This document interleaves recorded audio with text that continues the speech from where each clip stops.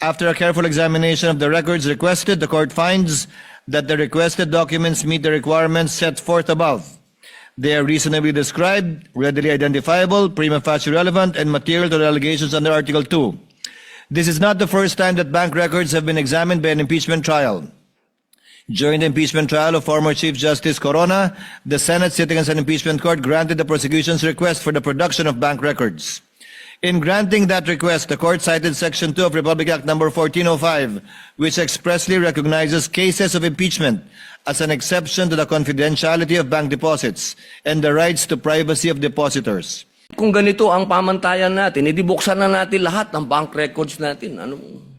Lahat na. Tayong lahat ay buksan na natin lahat para mapakita sa taong bayan na wala tayong kinikilingan dito.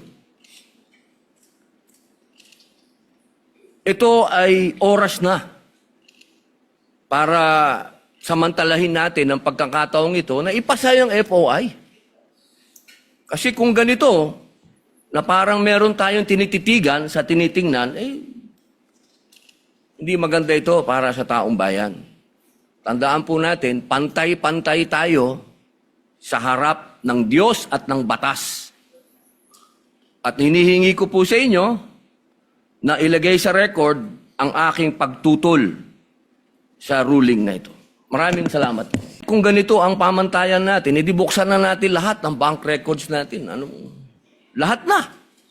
Tayong lahat ay buksan na natin lahat para mapakita sa taong bayan na wala tayong kinikilingan dito.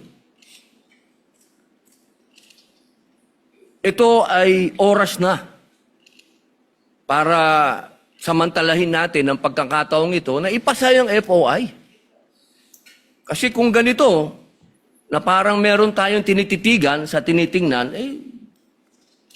hindi maganda ito para sa taong bayan. Tandaan po natin, pantay-pantay tayo sa harap ng Diyos at ng batas. At hinihingi ko po sa inyo na ilagay sa record ang aking pagtutol sa ruling na ito. Maraming salamat.